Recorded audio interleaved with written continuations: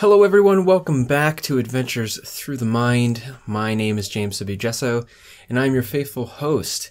Today in my world, it is absolutely gorgeous outside, and so I have my windows open in the office. In lieu of being outside, I'm letting the outside in as best as possible, so pardon those fresh springtime sounds in the background. Before the podcast actually begins, I want to do a little bit of housekeeping. So this podcast is not intended to encourage or endorse the use of drugs in any way. It is for harm reduction purposes, and it is with the premise that only in an open, intelligent, reasonable dialogue will we ever be able to come to a place where we can make intelligent, informed, and thus safe and responsible decisions. So the open discussion about psychedelic drugs here is one that is informed by the principles of harm reduction. Now let's get into today's show. We have Rafael Lancelotta here to talk about 5-MeO DMT, a hot topic entheogen at this time, and one that's got a little bit of controversy floating around it in the larger psychedelic culture right now. Before I take a second to talk about the controversy, I would like to introduce Rafael as I read his bio off my screen here. Rafael Lancelotta is a graduate student at the University of Wyoming studying mental health counseling, graduating in May of 2018, which is not too long from this moment right now, so congratulations on your graduation in advance, Rafael. He is interested in the use of psychedelics towards greater levels of resiliency, mental health, and openness.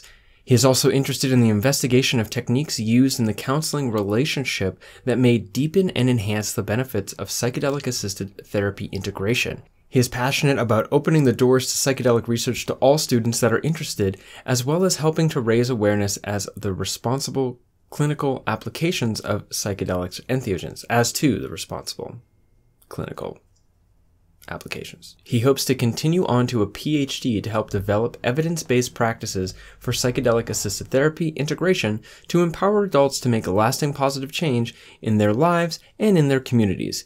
He is also the administrator of 5meodmt.org, also known as the Five Hive, which is a forum dedicated to forming community discussions on harm reduction, integration, and safe practices around 5-MeO DMT. So the controversy is that recently 5-MeO DMT is starting to get very, very popular with the rise of toad medicine ceremonies, toad and 5-MeO DMT being very related, as Rafael will explain. With the rise of toad medicine ceremonies has come a rise in traveling shamans. You probably already know, if you have been following the 5-MeO DMT scene, that there are a few people that sort of rise to the top of the discussion, and insofar as toad medicine, there are a couple people that tend to rise very high to the top of the discussion. One of those people is currently being openly criticized by the larger therapeutic community for their practices, which, as far as that community describes, looks like using tasers and waterboarding and other seemingly unhelpful and damaging practices. Now, I don't have a stance on this particularly. I'm just presenting it as it is. Rafael, being someone who is deeply interested... I gotta close this window.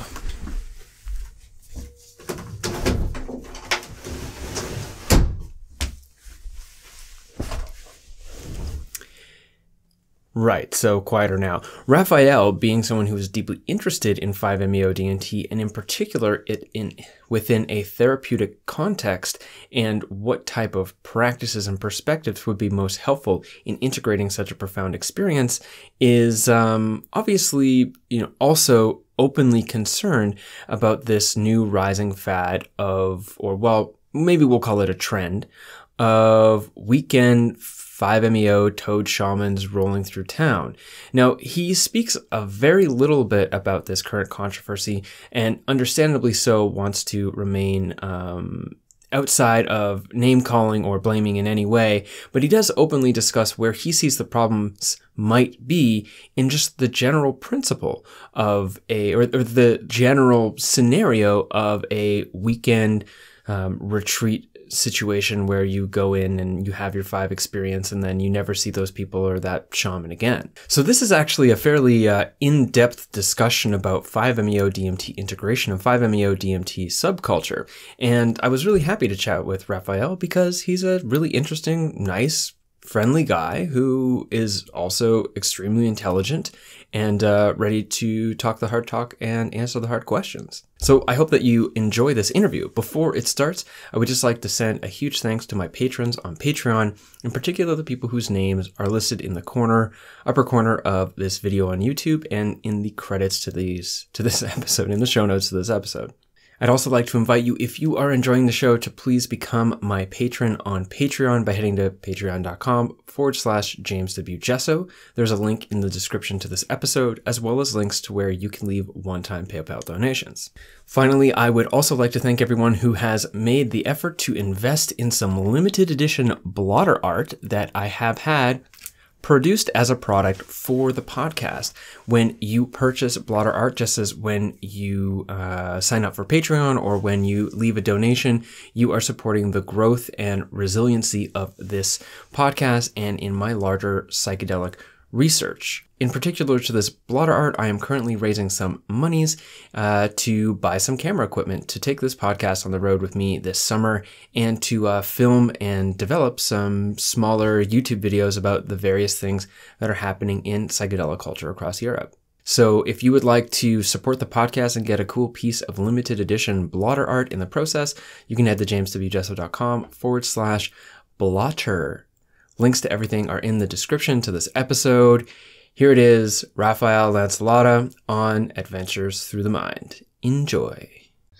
So 5-MeO DMT is, it's 5-methoxy-dimethyltryptamine. So if you can imagine, if you're familiar with DMT, which is what typically people are familiar with, which you would find in ayahuasca brews, you can find it in different snuffs, and people are also use the freebase isolated form. So the difference between DMT and 5-MeO DMT is that there is an extra methoxy group, which is a methyl group and an oxygen atom attached to the molecule. In terms of pharmacologically, 5-MeO DMT has a longer duration than N-dimethyltryptamine, and it affects some different receptors. So there's still some debate. Obviously, it still exerts some activity of the 5-HT2A receptors, but it also has activity at the 5-HT1A receptors. It also has some activity at the sigma-1 receptor, maybe a sigma-1 ligand.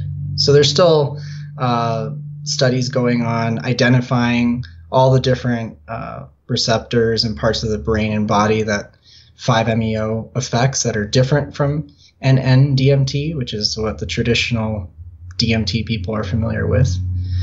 And then experientially, the difference would be that with N-dimethyltryptamine, people tend to have more experiences that are very visual in nature. They may encounter entities. They may experience completely different dimensions, different worlds. They oftentimes feel like they're an active observer in all of this.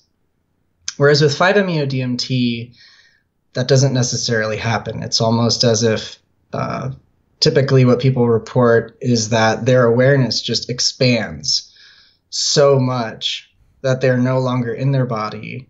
They are all of a sudden identifying with everything, with all of existence, all of creation. And so a lot of times that's why some people have referred to it as the God molecule, for example. And in my thought, that's exactly what the word entheogen refers to, right? The awakening of God within. So hopefully that explains a little bit to someone who's new to the two forms. Yeah, well, that's a good basis. I've also heard it described something like if you look at peak encounters, smoking N-dimethyltryptamine, you encounter like a witness. You witness the fullness, right, of everything. or of existence. Jesus, I'm not doing a good job describing this right now. But with 5-MeO DMT, you become the fullness. Sure. Right. It's more of a first person kind of thing. Mm-hmm. It's not like it's not an experience where the concept of what and who you are interacting with something. It's more that you become the experience itself. Mm-hmm. Now, I've had several experiences with N-dimethyltryptamine, and I suppose NMT as well, because I've had acacia, but either way, that particular experience is familiar enough to me that I feel like I could reasonably talk about it. But the 5-MeO DMT experience is not something I've ever encountered, at least in the smokable freebasing form. I've only ever had it in a snuff once, which was not to the degree of intensity that people describe when they talk about smoking 5-MeO DMT. And I've had it in an ayahuasca brew. Again, not the same degree of intensity, and also mixed with DMT and probably a swashboard of other alkaloids in these plants. And I'd like you to maybe unpack something for me here, which is that the God molecule and identifying with everything, the idea that 5-MeO DMT is sort of the ultimate entheogen, if we look at the sort of the root of what entheogen describes, is something that I've heard, said multiple levels. James Orrock, his new book, basically he makes the proposal that it is the ultimate entheogen, if an entheogen is something that generates the experience of God. But can you just maybe unpack that a little bit? Like, what do you mean by that? Like, what would people mean by the God molecule or generating God? Yeah, the experience, like, what is it that people are going through? So, well, I think first we would have to talk a little bit about what people consider to be the concept of God. Yeah, great. Because, there's so many different understandings of what God is. And I think in order for us to understand that term, God molecule, entheogen itself, is to think of God maybe more in the Hindu sense, the idea of Brahman, which is, that which fills all things, right? The essence of the universe. Everything in creation is Brahman, and Brahman is in it. So I think what the experience of that is, it's like the direct experience, not just understanding the concept of God or of this higher power, greater being, but rather merging with it. And for a moment, being able to experience omniscience, omnipresence, and omnipotence, right? So we have these qualities that, I come from a Christian background. I was raised Christian and a Roman Catholic. And so those are the qualities that they give to God, right? God is omniscient, omnipresent, omnipotent, has ultimate power, ultimate everything, right? And so for one moment, being able to experience that, and not just experience it like I got to put someone else's shoes on, mm-hmm. but being able to realize that this is not only what I am, but this is what all beings are, essentially. Gorgeous. Yeah. I love the philosophical potentials of talking about the 5-MeO DMT experience, despite the fact, and maybe we'll get into it later, that I have not done it because it intimidates the hell out of me. And I'm not sure I'm in a place right now where I could fully grapple with the implications of having that direct experience. It's very easy to grapple with that kind of stuff intellectually because it's at arm's reach. And the process of integrating something like that without a supportive community or not being prepared for it can be very troubling, which is something I want to get into later. But also for the listeners, I assume that most people listening are probably fairly educated on psychedelic culture and psychedelics in general, and they've likely heard of 5-MeO DMT. They've also likely heard of toad, or smoking toad, the Bufo alvaris toad. What is the difference between, and just so I don't have to say it a million times, I'll just call it 5. What is the difference between 5 and the venom of the Bufo alvaris toad?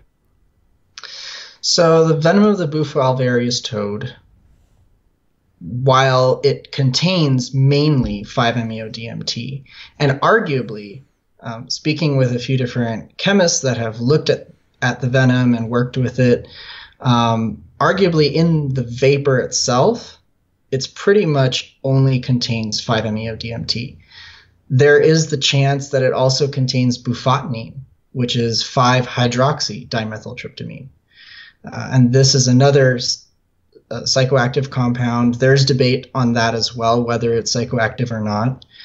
However, there are people on the DMT nexus that have particularly isolated bufotenine and have used it on their own and have reported significant psychoactive effects. So that's, of course, anecdotal. We don't know for sure. But anyway, so in the venom, you are primarily going to find those two compounds. Again, there's no studies that have been done to know exactly what is carried in the vapor.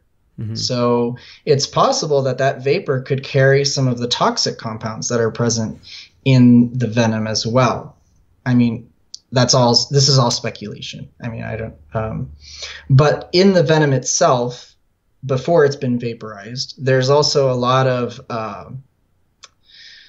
cardiotoxic compounds. I believe they're, I don't want to say the wrong thing here, but they're a type of steroid, essentially, that is very harmful to the heart. So if you were to ingest that orally, it could very easily cause a heart attack and other types of toxic effects. So really vaporizing the toad venom is the only way to, with some safety, achieve the 5-MeO DMT experience. Mm-hmm.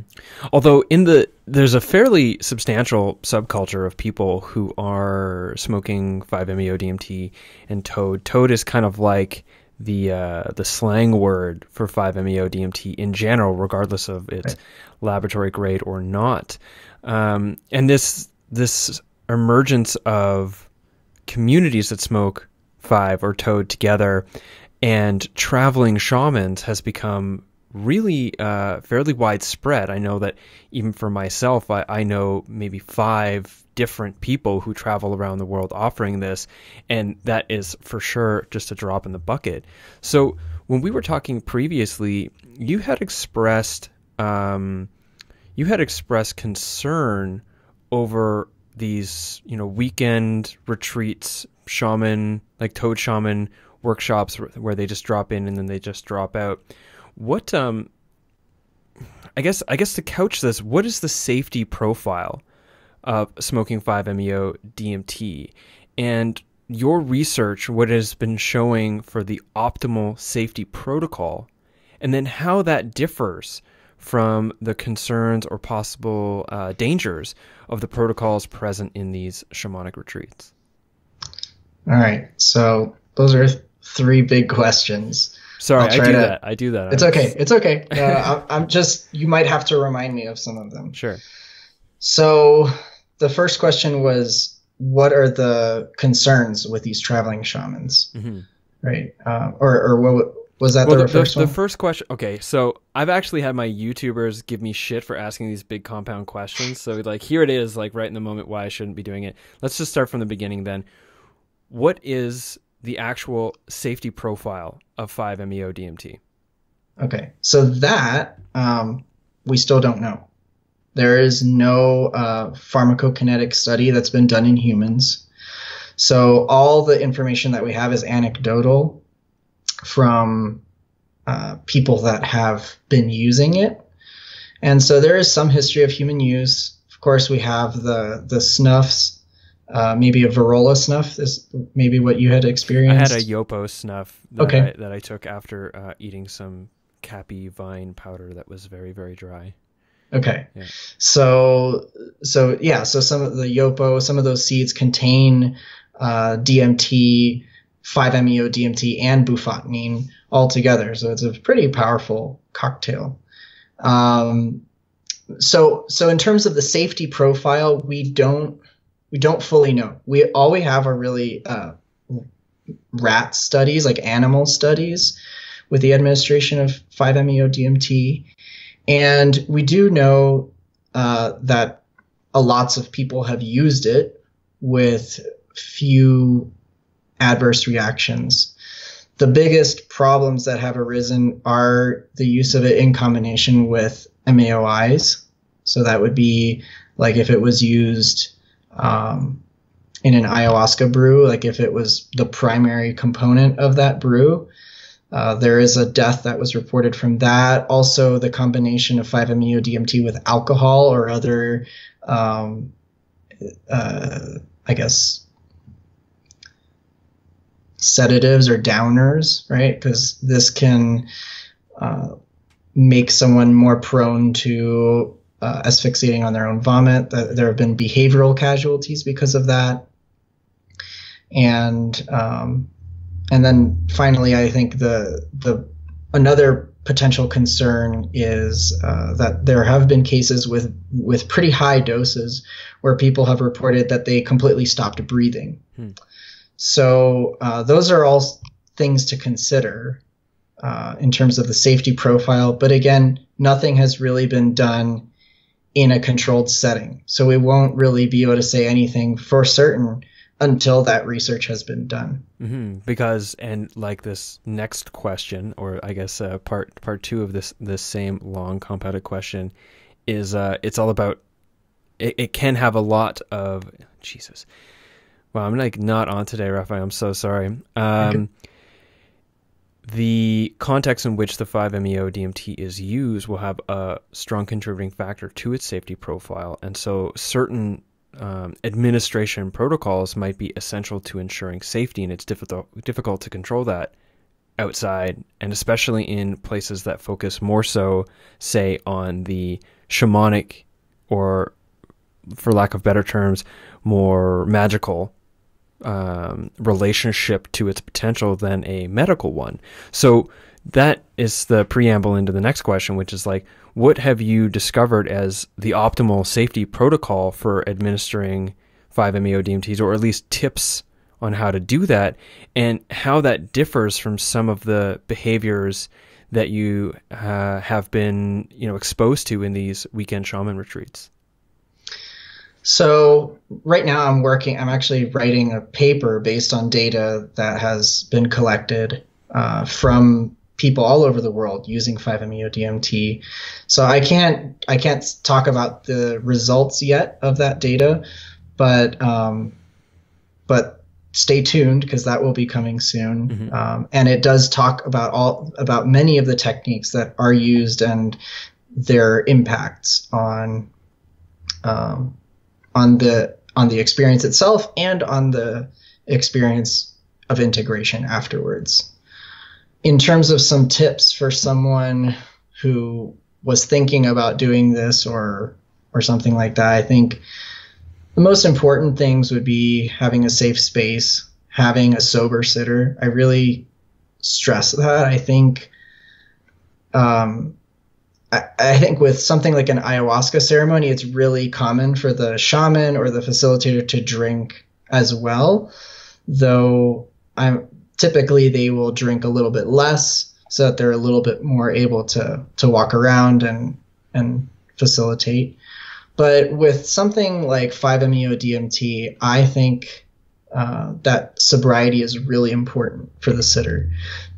Because if the person who's having the experience, let's say they become very disoriented or don't really know what's going on, having someone who is sober and who's aware of what's happening can really help ground that person, guide them to a bucket if they need to purge or something like that. So having that trusted sober person that's going to be watching over the whoever's doing it. I think that's really important. Having some intentions before you go into it can be really useful, and having a meditation practice or a history with meditation, understanding how to simply experience without judgment. I think those are some of the most important pieces. And yeah, I just think, you know, having that safe, supportive environment, potentially like having some music to anchor with, and having, and really just having the presence of another person to be like, you might want to hold their hand, or you might want whatever it is, but that you can trust that person fully, that you're not going to be compromised at all in that state, and that you're going to be fully honored while you're in that state. And, you know, I think that translates to many other entheogens, but I think particularly with this one, if someone's having a difficult experience, it can be incredibly disorienting, and it definitely can put someone in a really vulnerable state of mind. And so when we were talking previously in our sort of like pre-interview chit chat, you had mentioned some behaviors that you've seen either in videos or heard through forums like the Five Hive, which we'll talk about later, of behavior on behalf of five facilitators that has been what you see as to be dangerous and problematic. Can you talk a little bit about that? Yeah, so there have been reports of some of these facilitators either using tasers or, you know, using a lot of physical interaction with participants, and, you know, pouring water on them with the explanation that if you pour water on them, they'll start breathing involuntarily. And so these types of things to me are concerning because, number one, I don't think that in any of those cases it was consensual. And though I know some facilitators do get consent beforehand, like, hey, part of how I do this is I use physical touch to move energy or whatever, I personally don't agree with that. I mean, if the person requests touch, right, and it's appropriate, sure, you know, then that seems okay to me. But for a facilitator to impose their own will or to suggest that they know better than the participant what the participant needs, that part is concerning to me because it really puts a lot of power in that person's hands. And I think that in such a vulnerable state, you want to give as much power to the individual as you can. And so, yeah, things like the taser and, you know, it just concerns me that, you know, those people didn't agree to that. And suddenly, you know, they're being like, you know, they're being subjected to this kind of intense physical intervention that they didn't ask for. And so, like, to me, that could be a really traumatic experience for someone. Mm-hmm. Yeah, I definitely agree. I've actually seen this taser video that you mentioned, and it was pretty concerning. Another concern that you had when we were speaking was about just the implications of a traveling shaman weekend experience for a person's integration process, which is very important with 5-MeO DMT because it's such a large experience. So what does integrating 5-MeO DMT look like, and why would just dipping in for a weekend with a traveling shaman pose some problems to that integration process? So with a weekend traveling shaman, some of the issues are that they're only there for the weekend, right? So let's say you have this really powerful experience, and it just so happens that the person who witnessed that is this traveling shaman.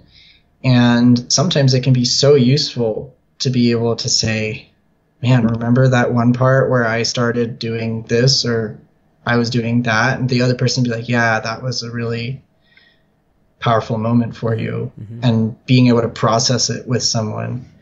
With a traveling shaman, that ability to do that is gone.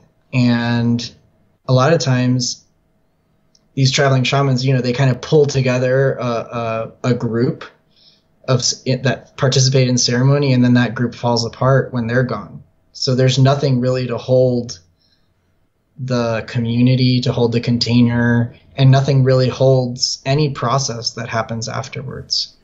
So that's one of the things that I think makes it really difficult to integrate. And I think earlier you had even mentioned the importance of having a community to support a big experience like that. So that kind of leads into the second part of your question, which was, what are some of the elements that are needed for the integration of something like this? And, I'm going to say that just with anything in mental health, it always depends. The integration for one person is going to look really different for the integration from another person, based on their past experiences, based on their preparation, based on how they relate to the experience itself, and based on how it went, right? So I think that part aside, right, some of the things that you might encounter with someone who's had an experience like that is, okay, well, now that I've experienced everything, now what? Right? Like, what do you do with your life now? And to me, that's the biggest difficulty, is some people go into it not considering that this experience could potentially alter their entire direction in life. It could, it allows for a complete re-imprinting of personality. And so with those drastic changes, a person can really start to struggle to figure out, well, who am I? What am I doing here? Those big questions can oftentimes be brought up again, because maybe if someone doesn't have much of a spiritual practice before, or doesn't have a sense of what they're doing in this world, and they're seeking that, sometimes they may receive an answer, but other times they might not. And so there could be problems on either end of that, right? They might receive the answer that now they have to become a traveling shaman and to give it to as many people as possible, which that could cause problems in someone, especially if they're not qualified to do so. I think that I've spoken out in criticism with this, the dangers in people feeling culturally disenfranchised as an aspect of their struggle, and then discovering some sort of validation inside of becoming someone of spiritual power, whether or not it's, trying to become a guru or trying to become a shaman or something or other. I think that this type of impetus can be very dysfunctional and an expression of just basically a switch to a different expression of the very same issue, from being culturally disenfranchised in your sense of identity to having sort of forced on this superficial layer of significance in order to justify that still same sense of disenfranchisement and inadequacy, though not always. I mean, some people end up becoming incredible, medicine workers from all of that, so it's definitely not a hard rule, but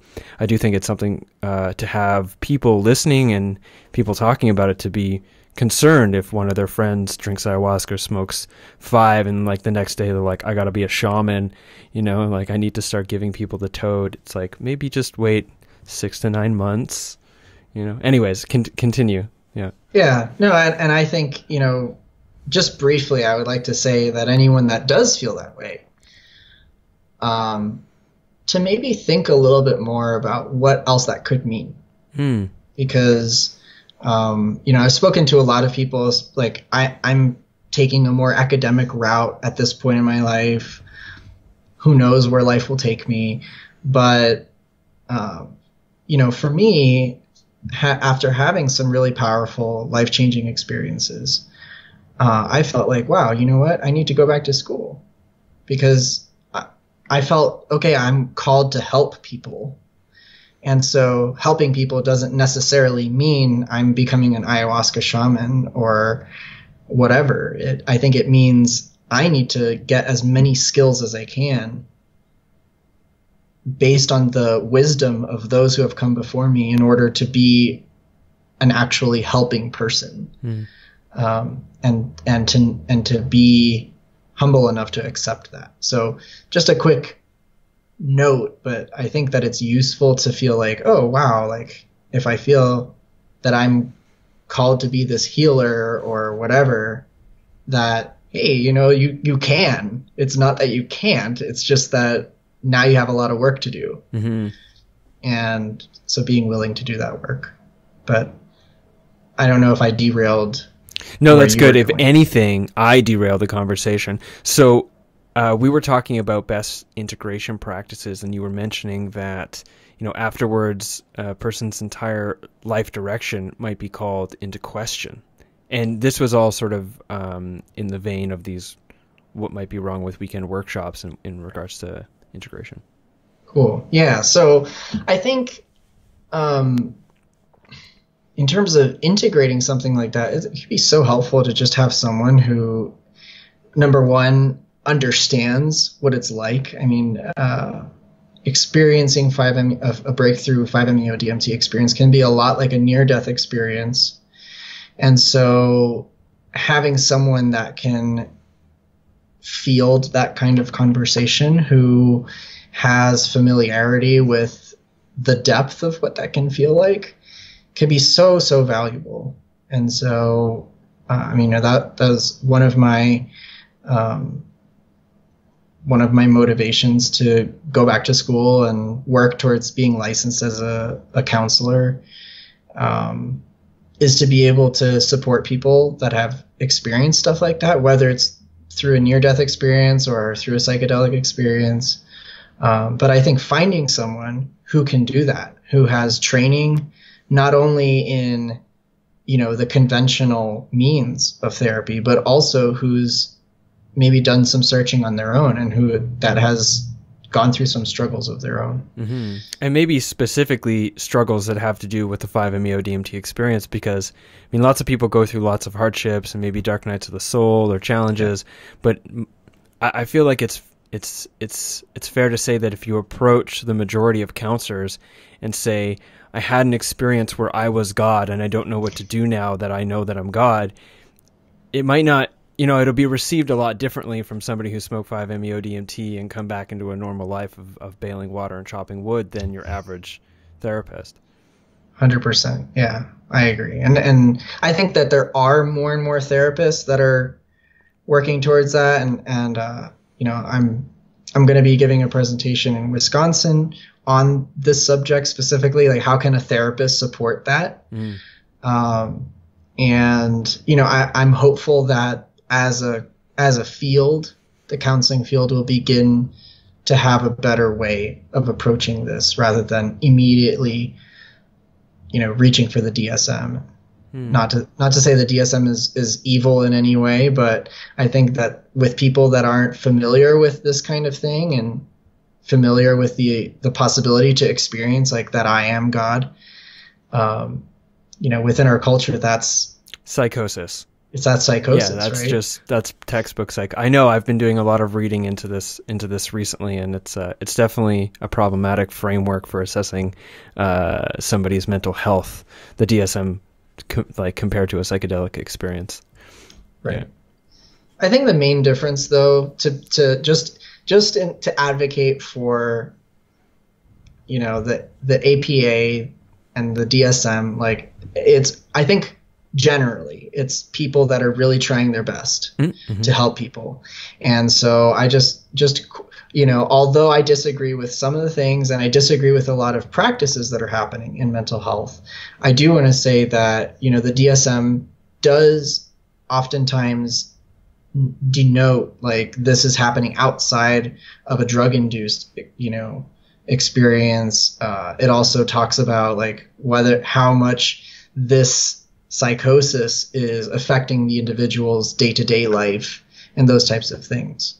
So, if someone came in with this experience of psychosis, and the clinician was a good clinician, and let's say the individual, they're still feeding themselves, they're still going to work, they're still, like, for the most part functioning, there's no way they would be like put into a mental hospital or anything. Mm-hmm.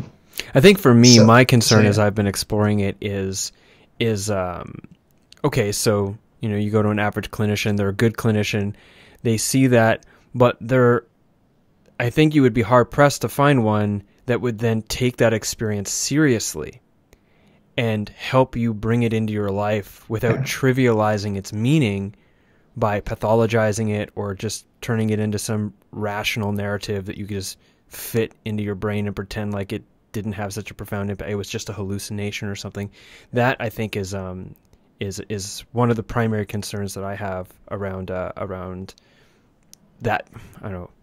We'll say that field. Yeah, the psychiatric paradigm, I guess. Yeah, and I 100% agree with you there, and that's definitely, I feel, one of my missions in going to school and trying to bring more awareness to that in the field of like, hey, if your client comes in saying that they feel that they are God, this could actually be a really good therapeutic breakthrough. Yeah. Right? Like we could actually use this to channel some energy to make some positive change. Right.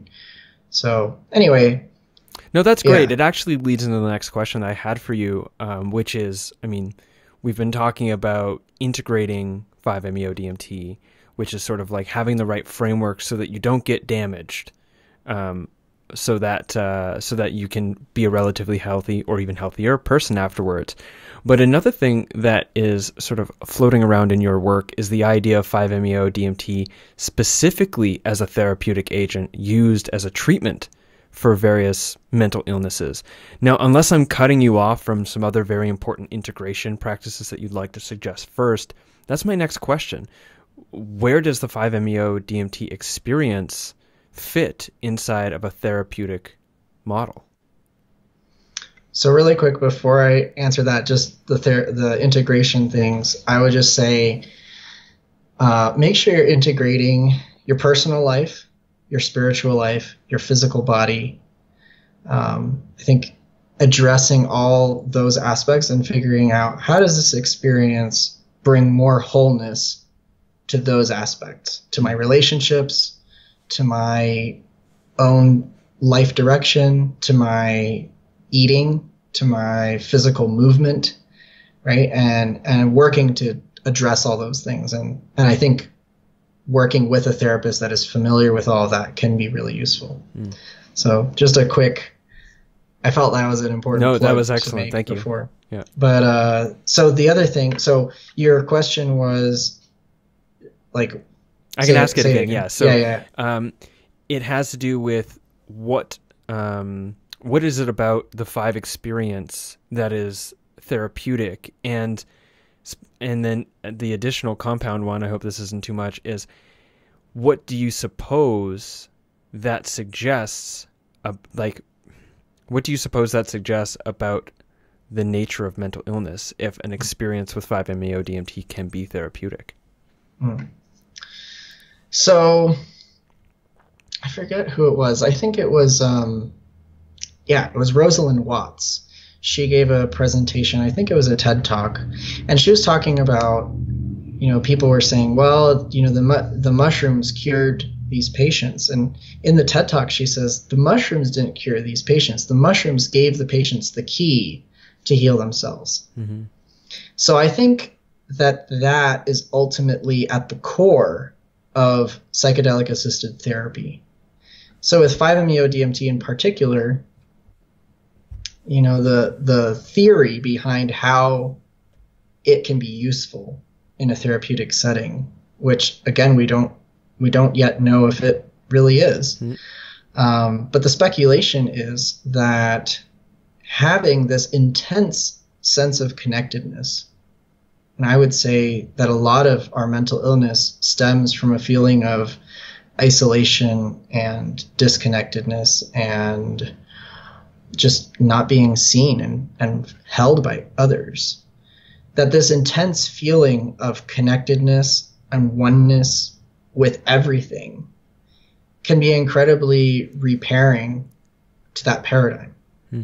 Another aspect with 5-MeO is that it can really return someone to an original, unimprinted state, right? So that we can begin to create new neural pathways of connection, of understanding, and that those new pathways, which ideally would be created through a supportive therapeutic relationship, or through through a supportive social network that would allow this person to leave behind these negative patterns and negative ways of functioning and move towards a feeling of connectedness, wholeness, and ability to live what they would like to live in their life.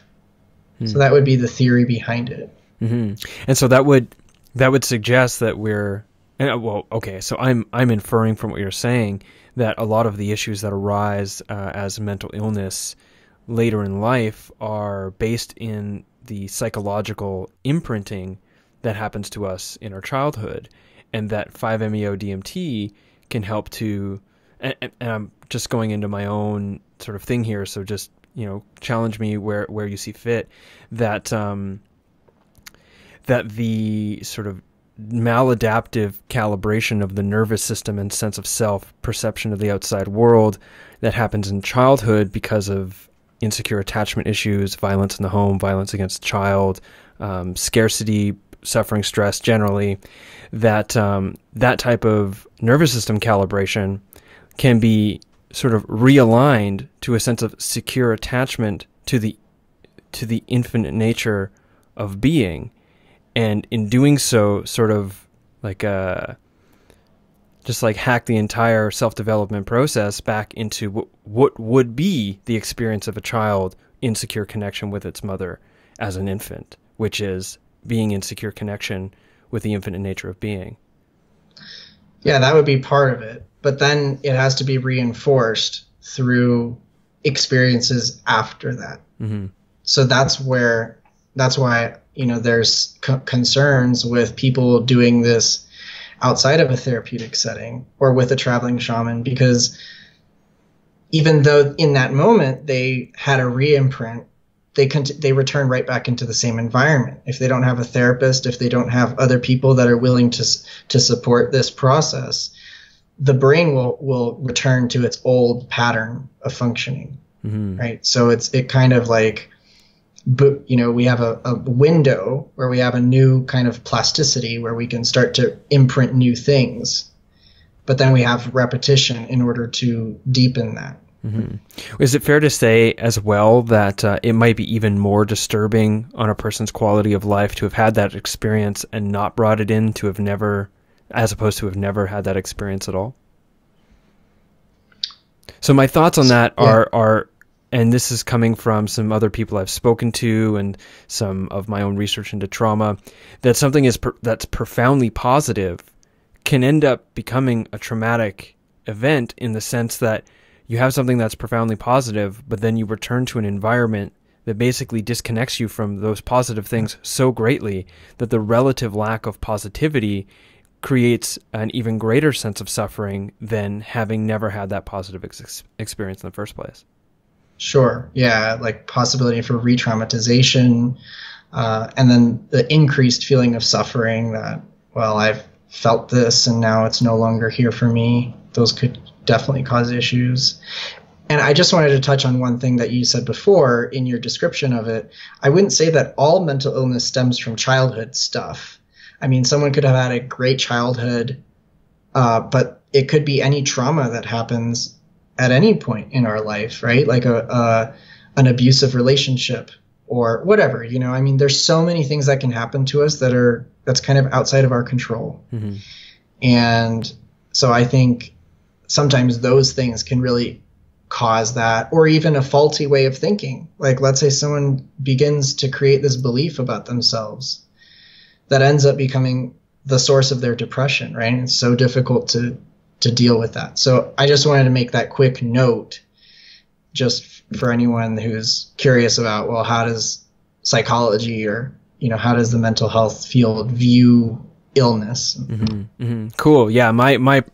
I personally take everything all the way back to childhood and then even beyond childhood into sort of the larger epigenetic family context in which we are birthed, or from which we are birthed and into which we are birthed, because later in life, what was the contributing factors that led a person to subconsciously create a life wherein after a traumatic event, they didn't feel safe or held in their social community, that they're around people that can't actually hold them in their dark, or uncomfortable emotions, or that they leave themselves immersed in a type of social or cultural environment that is generally isolating. I think all of these things can be tracked back to how that person's sense of self-care, and connection with others was established in the early parts of their life, which is then, of course, an extension of how their parents lived and how their parents were raised.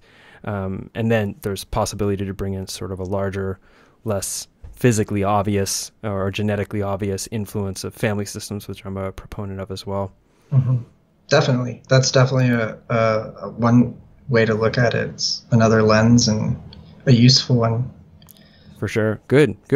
So integration. Let's get into the 5 Hive, because this is something that you are a part of. You're one of the chief moderators, I believe, along with few other people, one of which is Jeff Baker. He was formerly on the show.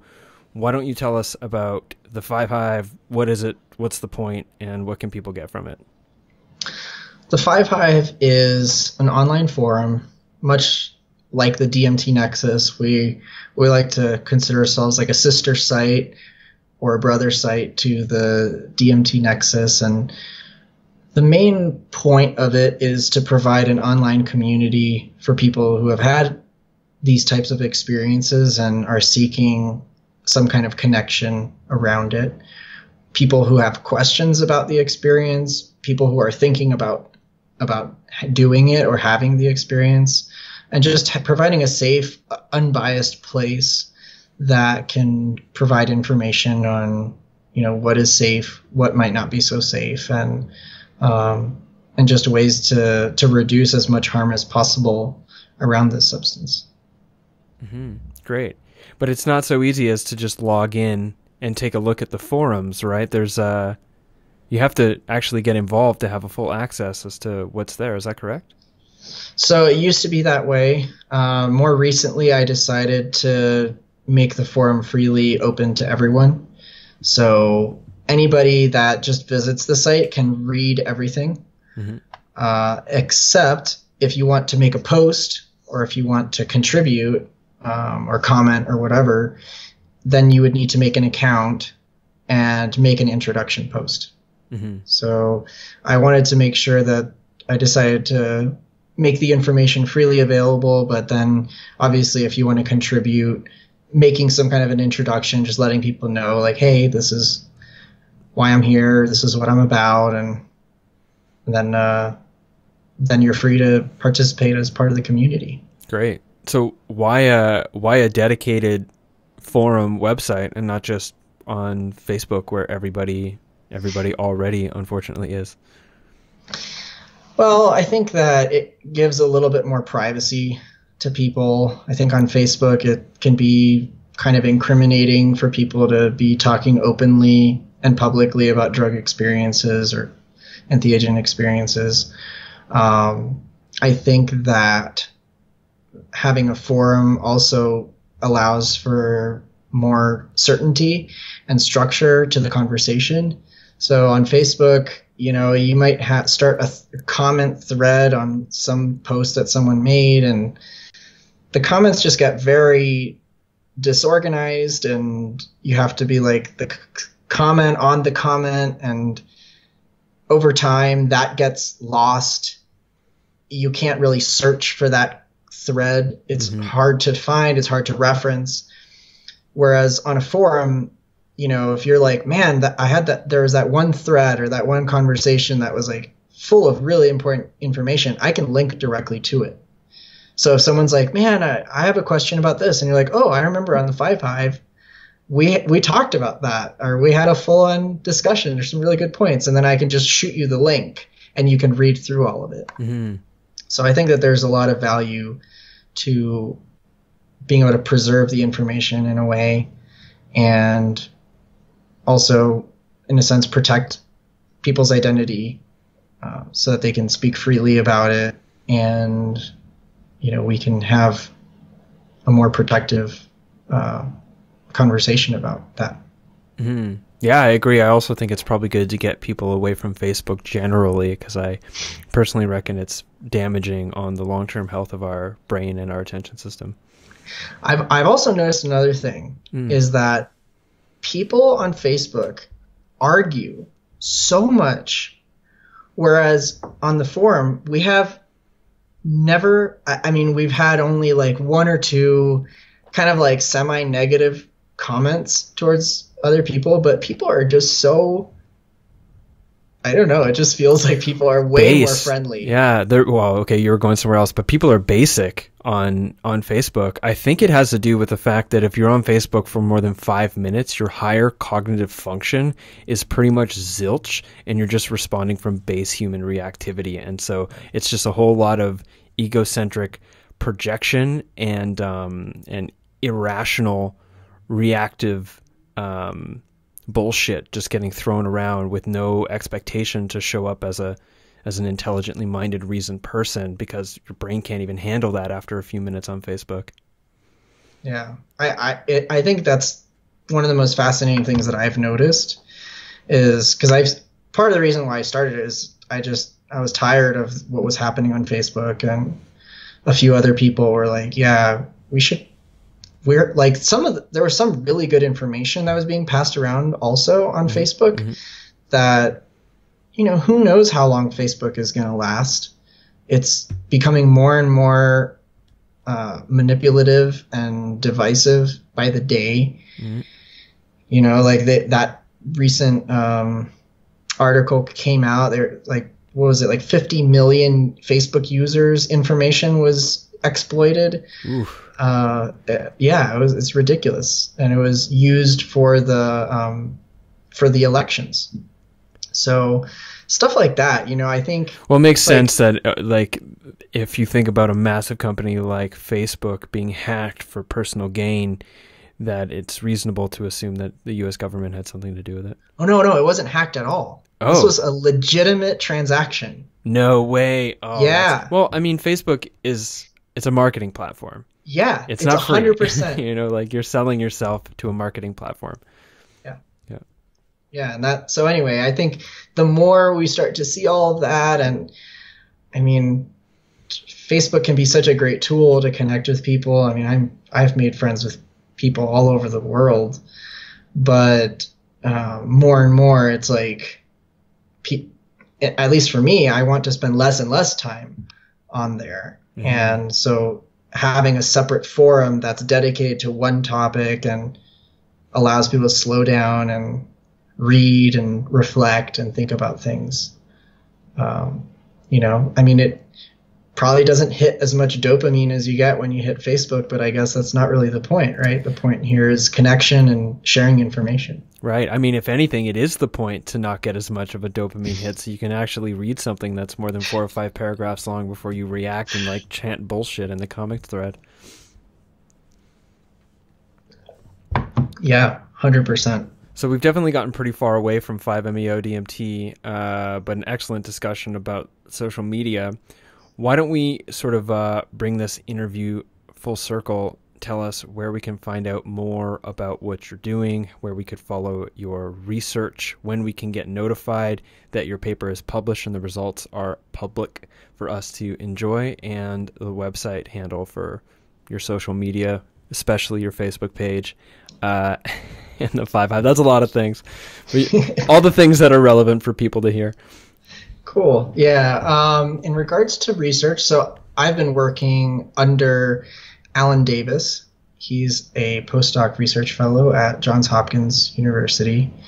And so pretty much like everything that is being published is both of our names are on there. So I'm trying to remember. So we're also part of the Source Research Foundation, which you can find out more about at sourceresearchfoundation.org.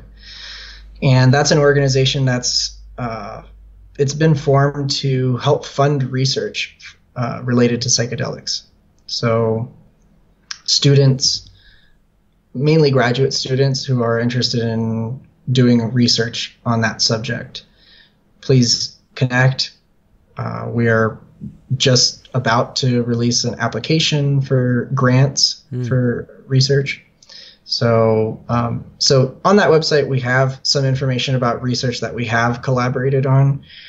I'm trying to think what exact platform these next papers are going to come out on. Our latest paper was just approved by the Journal of Psychopharmacology, and that will be coming out soon. I don't know exactly when.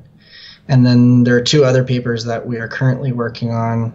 And again, I mean, I'll definitely be posting them on Facebook and, you know, sharing them in different groups. I'll send it to you for sure. Excellent, thank you. Maybe what I'll say here for the listeners is I'll make sure the links to everything is contained in the show notes of this episode.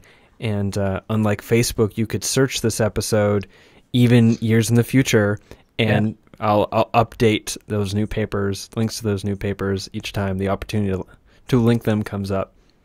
Perfect, yeah. And then, you know, the 5Hive is 5meodmt.org, no dashes. And I'm trying to think if there's any other connection type things. I mean, I'm on academia.edu and ResearchGate and stuff like that, so you can search me on there. Excellent. Again, links will be contained in the show notes of this episode, which are always at jameswjesso.com. Rafael, thank you for being on the show today. Yeah, thanks for having me. It was so much fun. Yeah, I enjoyed it too, despite the fact that my brain was at like 60% about 30% of the time. So thanks for holding space with that. Hey, man. Of course. No problem. And cut. So concludes this episode of Adventures Through the Mind. Don't tune out just yet, because I would love for you to hear me make my case for why it would be great if you liked this video on YouTube, subscribe to my channel, and just generally stayed up to date with what I'm doing here with this podcast. I guess that was the case, so I don't have anything more to say about that. Hopefully you're going to do it. Also, if you'd like, I'd really love your support in funding this podcast by becoming my patron on Patreon by going to patreon.com/JamesWJesso. You could also leave a one-time PayPal or cryptocurrency donation through the links that are contained in the description to this episode. You could also buy some limited edition blotter art. I have about 20 more to sell before I will have raised the necessary money to buy new camera gear to take this show on the road this summer and record some on-location interviews and get the necessary content to build some cool, smaller YouTube videos that'll be about some of the aspects of psychedelic culture that are emerging across Europe. So thanks to my patrons, thanks to people who have bought blotter art, and thanks to the people who are about to become my patrons, leave donations, or buy blotter art. This has been James Jesso for Adventures Through the Mind. I will see you on the next episode.